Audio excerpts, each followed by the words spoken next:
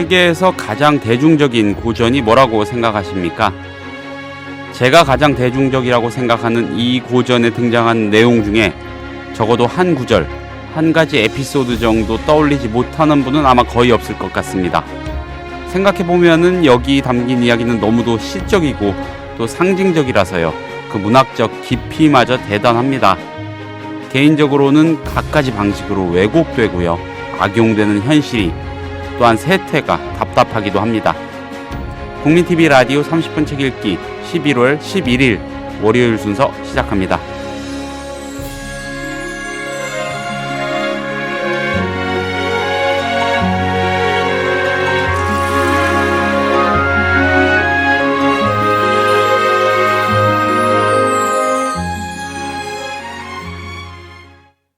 안녕하세요. 김효진 PD입니다.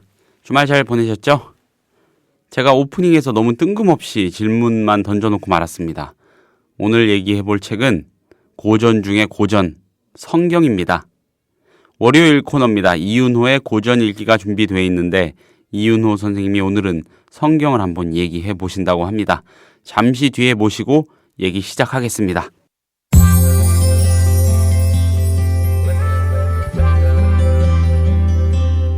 매일 아침 이 책 한 권, 국민TV 라디오 30분 책 읽기.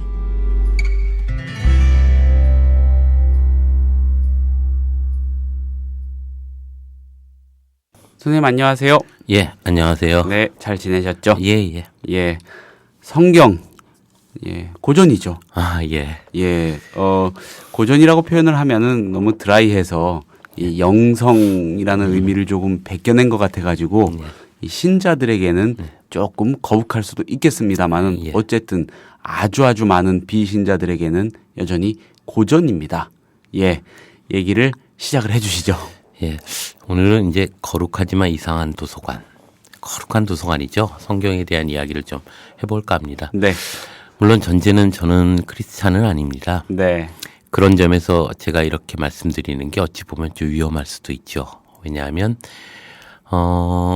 크리스찬들에게는 조금 위험한 방식으로 느껴질 수도 있고요. 또 비신자들, 그러니까 크리스찬이 아닌 분들에게는 너무 캐캐묵은 얘기 같다는 느낌이 들 수도 있을 거라고 생각합니다. 네. 그럼에도 불구하고 이 성경에는 많은 의미들이 들어가 있는 경전이기도 하고 역사책이기도 하고 인간의 가치를 다루고 있는 아주 중요한 윤리적 의미를 띠고 있다고 생각합니다. 네. 저한테 성경책이 하나 있는데요. 어머니의 유품이죠. 어머니는 아주 독특한 크리스찬이었습니다. 그런 점에서 이제 그 어머님을 기억하는 과정에서뿐만 아니라 네. 가끔씩 성경을 읽고 있게 돼요.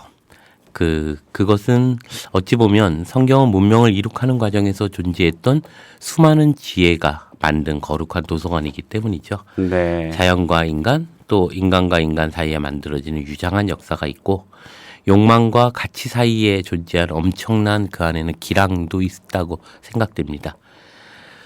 서로 다른 가치들이 부딪혀내는 고통의 아픔도 있고요.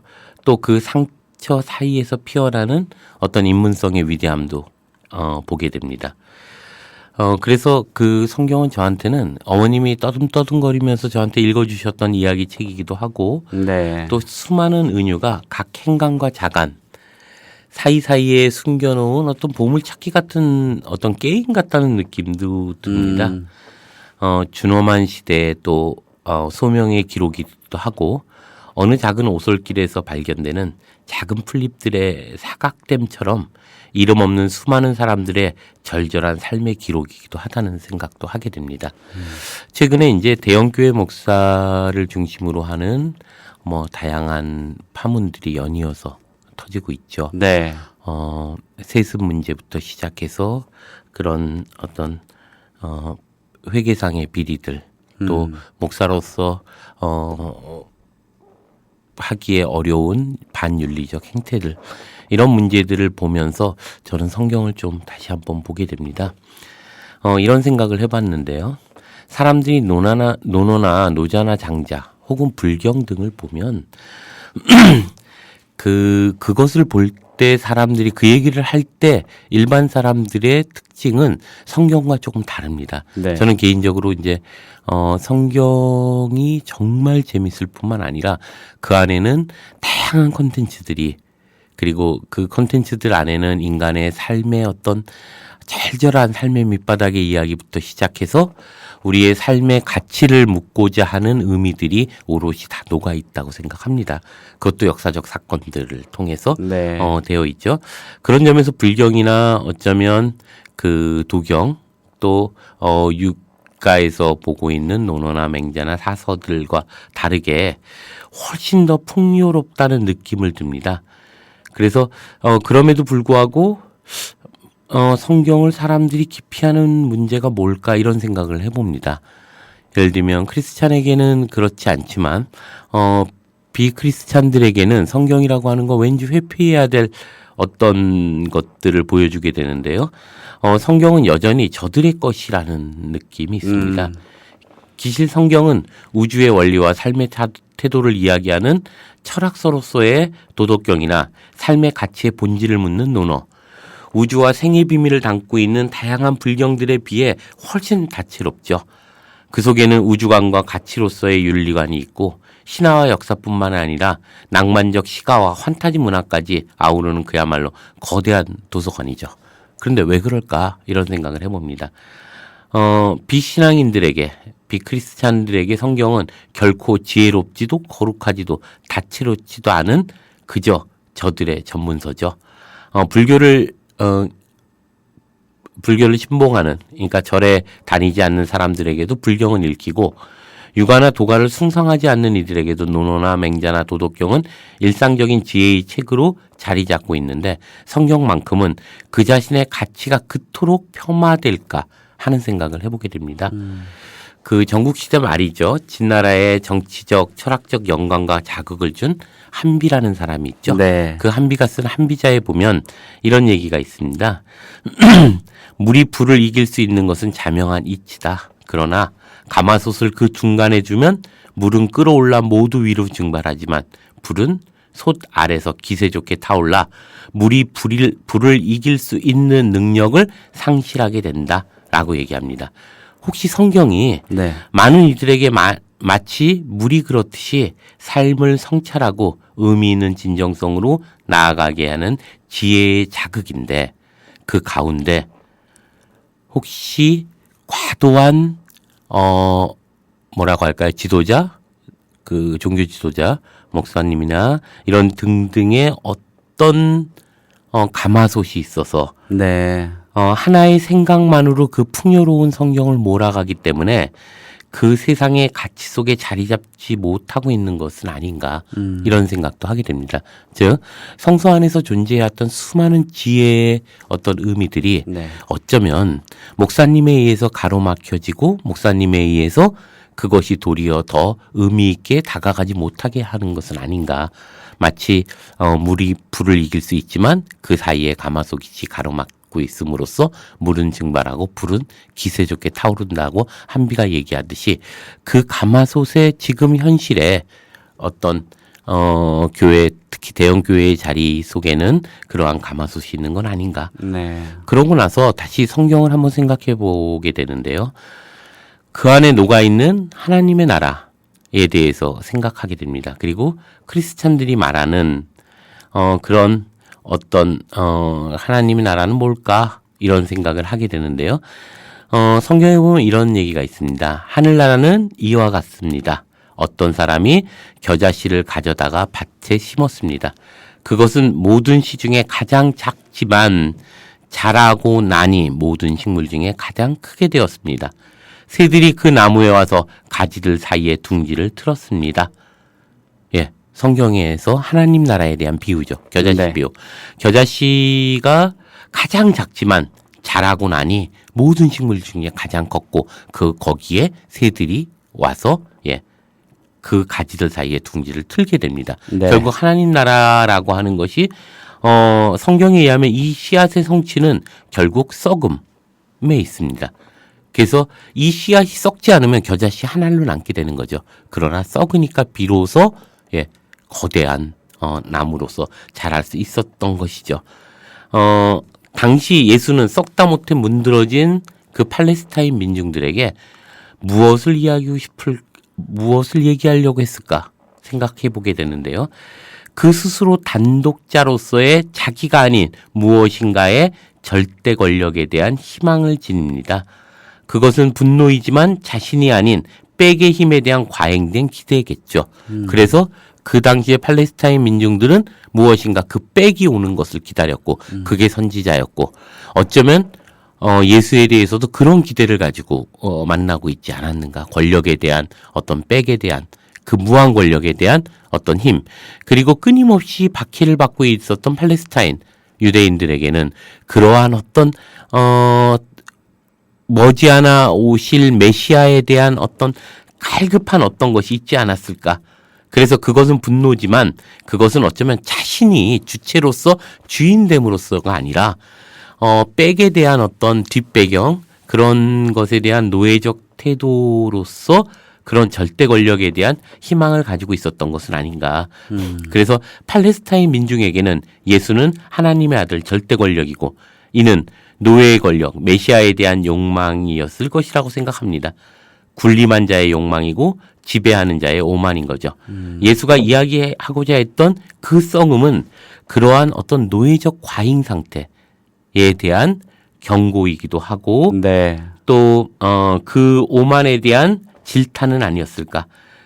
사람들에게 존재하고 있었던 예를 들면 내가 당신을 따라가면 큰 자리 하나 가능할지도 모른다. 혹은 그걸 통해서 로마의 치하로부터 벗어날지도 모른다라고 하는 어떤 권력 욕망에 대한 집단 광기에 대해서 예수가 썩어라.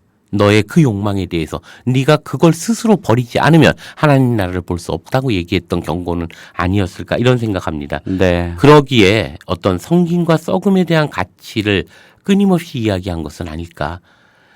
성경에서 보면 이방인의 임금들은 그들을 주관하며 그 집권자들은 은인이라 칭함을 받으나 너희는 그렇지 않을지니 너희 중에 큰 자는 젊은 자와 같고 다스리는 자는 섬기는 자와 같을지니라 라고 이야기하는 장면이 나오는데요. 그건 역시도 바로 이와 같은 썩음에 대한 의미들이 아닐까. 그런 점에서 하나님 나라는 세상 밖에 있는 것이 아니라 세상 속에 있는 나라이고 세상 바깥에 따로 구축되는 나라는 결코 아니지 않겠나 하는 생각을 하게 됩니다. 세상 속에서 썩어야 하고 세상과 다르리라 생각하는 그 오만이 아니라 세상이 만들어낸 그 권력 욕망마저도 썩히는 평화에 대한 지혜를 성경은 이야기하고 있었던 것이 아닌가. 네. 그런데 그것이 하나님 나라라고 하는 이분법적으로 하나님 나라와 세상이라고 하는 이분법적으로 해석됨에 따라서 이 성경은 도리어 많은 이들이 다가가고 지혜를 얻지 못하게 하는 요소들이 아닌가. 군림한 자들의 선민의식 속에서 이 하나님 나라는 존재한 것이 아닌가. 이것이 결국 이단을 확대하게 되고 신천지나 등등의 이단들이 하나님 나라는 내가 교주가 선택한 몇몇들만이 갈 수 있는 나라다라고 하는 그것의 이론적 배경 역시도 교회에 의해서 만들어진 것이 아닌가 이런 생각도 해보게 되는데요. 잠깐 노자가 얘기한 것 중에 이제 이런 얘기가 있습니다. 도덕경에서 하늘은 어질지 않다. 천지불인이라는 얘기가 있어요. 네. 하늘은 어질지 않다 하면서 인간은 땅을 본받고 땅은 하늘을 본받고 하늘은 도를 본받고 도는 스스로 그러함을 본받는다고 하죠. 이 스스로 그러함이 하나님을 빙자하지 말라는 것 그리고 하늘의 뜻은 그 스스로가 주인으로서 서로 공존하며 조화로운 그 자체에 있다는 것을 의미하는 것은 아닌가 하는 생각도 합니다.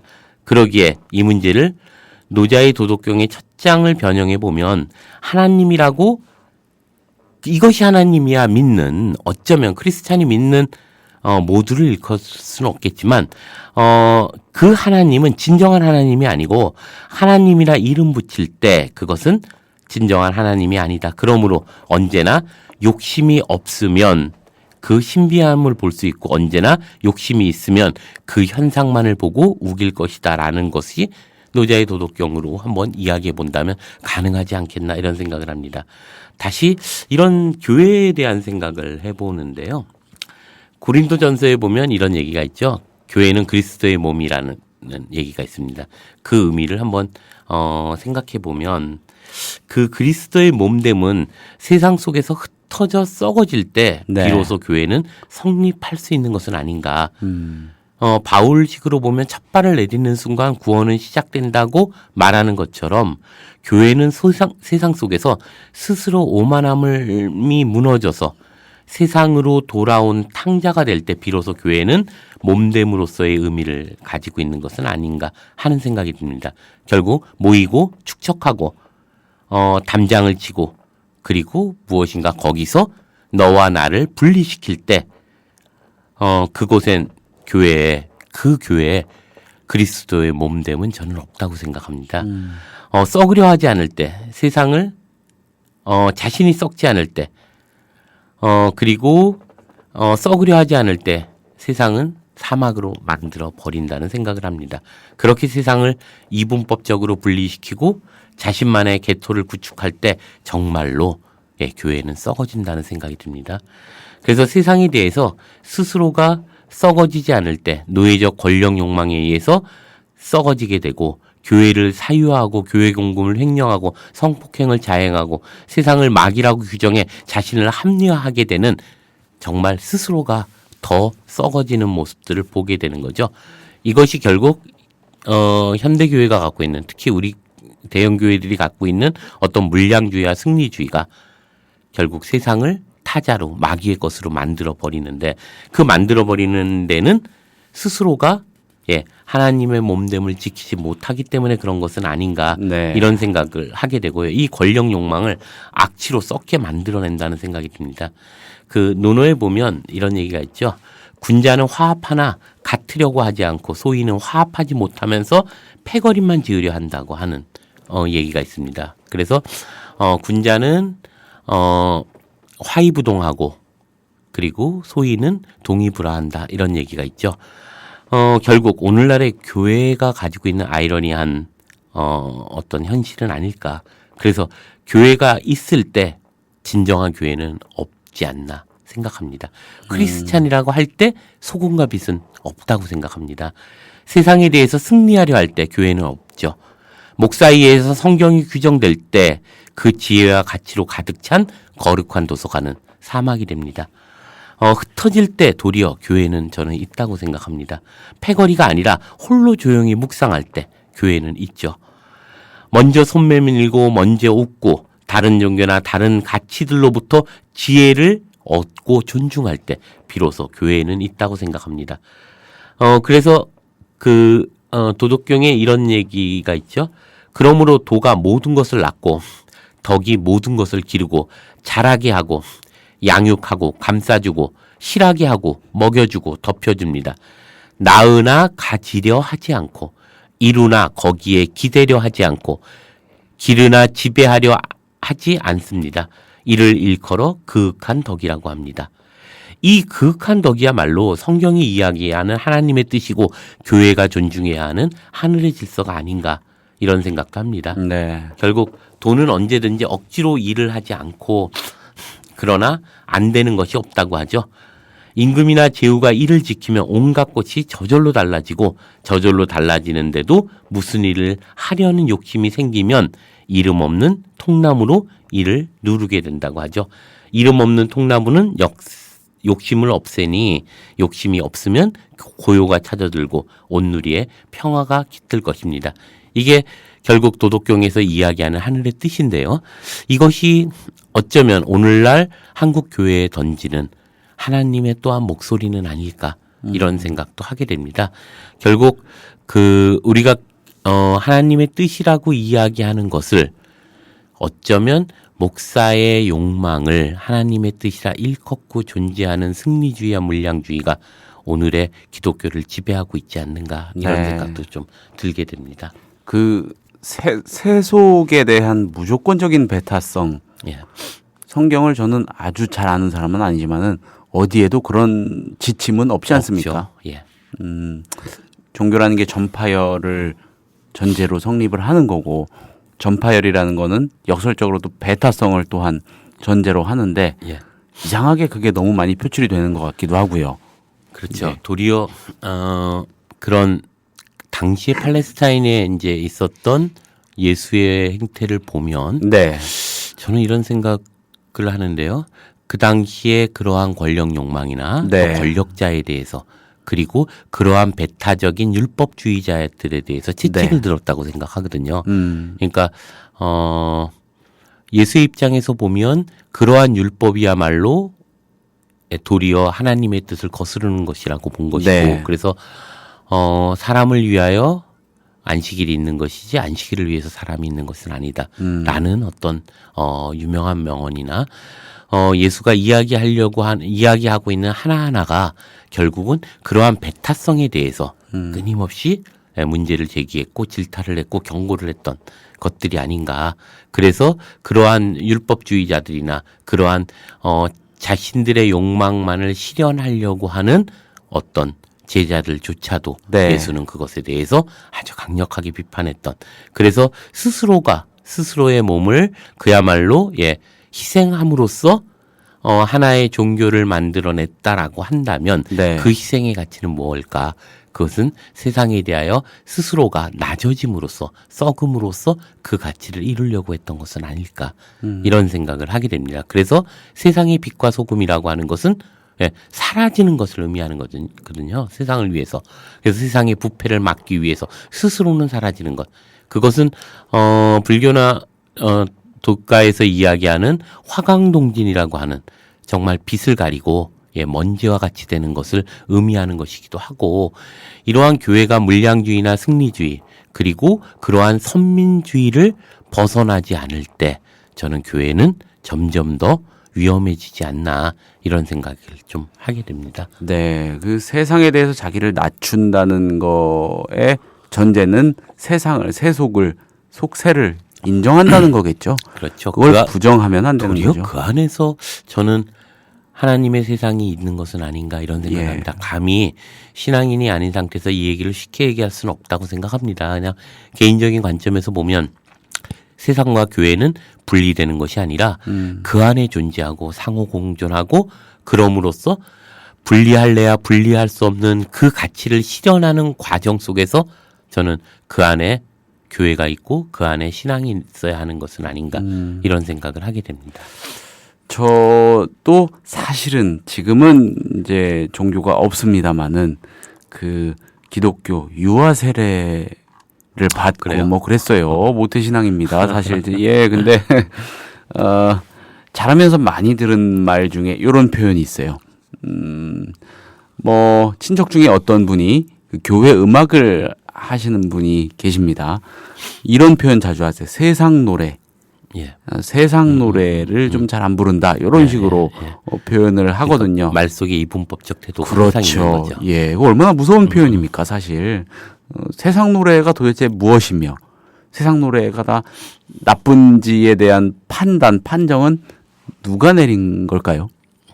결국 이제 기독교가 점점 고립될 수밖에 없는 요소 중에 하나는 자신들을 선민이라고 규정하는 것에서부터 문제가 되고 있는데요. 저는 그 교회의 문제를 떠나서 성경을 천천히 읽어보면 어디에도 그런 의미들은 없다고 생각합니다. 작은 자, 가난한 자에게 복이 있다고 늘 했고 그 작은 자와 같이 되지 않으면 하늘나라에 들어갈 수 없다고 이야기했고 부자가 그 천국에 들어가는 것은 낙타가 바늘구멍에 들어가는 것과 같다라고 얘기할 정도로 언제나 낮은 곳으로 처하게 하는 것이었고 그것은 노자가 이야기하는 정말 물의 어떤 덕성 아래로 흘러가는 덕성의 의미들은 아닐까 이런 생각을 하는데요. 그런 점에서 우리가 한번 예수의 뜻 또 성경에 대해서 찬찬히 한번 읽어보면서 성경에서 무엇을 이야기하려고 했는가를 한번 돌이켜볼 필요가 있지 않나 이런 생각을 좀 하게 됩니다. 제가 아는 한 성경의 가르침이라는 거는 굉장히 굳이 따지자면 진보적인 이념인데요. 그렇죠. 우리나라를 포함한 특히 우리나라에서 심한데 외국, 유럽 어디에도 보면은 그 기독교 세력은 네. 기득권 보수화된 어떤 사람들의 이익을 네. 대변하는 경우가 많다는 거. 그래서 외국에 기독 무슨 당 하는 정당들이 보수 정당의 경우가 많지 많죠. 않습니까? 뭐 우리나라 이게 특히 심하죠. 네, 그래서 그거는 참 근본적인 궁금증 중에 하나입니다. 근데 요 얘기까지 하면은 너무 날이 설 수도 있으니 예, 많은 분들을 불쾌하게 하고 싶진 않습니다. 여기까지 말씀을 들어보면 어떨까 싶습니다. 고전으로서의 성경. 예. 그래서 저는 꼭 그 일반인들이 도덕경이나 불경을 읽듯이 네. 논어를 읽듯이 성경을 천천히 읽어봤으면 하는 바람이 있습니다. 네. 정말 거룩한 도서관이고 여기에는 일상의 삶의 어떤 그 많은 어떤 아픔들, 고통들 그리고 그것을 극복해서 가져야 될 어떤 지혜로움들이 그 안에는 오롯이 담겨 있는 아주 의미 있는 고전은 아닐까 이런 생각을 합니다. 알겠습니다. 오늘 말씀 재밌게 잘 들었습니다. 감사합니다, 선생님. 네, 고맙습니다. 국민TV 미디어 협동조합 조합원에게만 드리는 혜택. 당신의 영어 실력, 이제 원스톱 잉글리쉬가 해결해드립니다. 창의적이고 뛰어난 발성의 영어회화 학습 사이트 원스톱 잉글리쉬. 영어 표현을 암기시켜주는 동영상과 상황별, 주제별, 문법 패턴 표현을 검색하고 듣고 영작도 할 수 있는 영어 학습 포탈 원스톱 잉글리쉬. 주소창에 onestopeng.com. 국민TV 조합원이 되시면 영어 학습 콘텐츠를 3개월간 무료로 이용할 수 있는 혜택을 드립니다. 자세한 내용은 국민TV 홈페이지를 참고해주세요.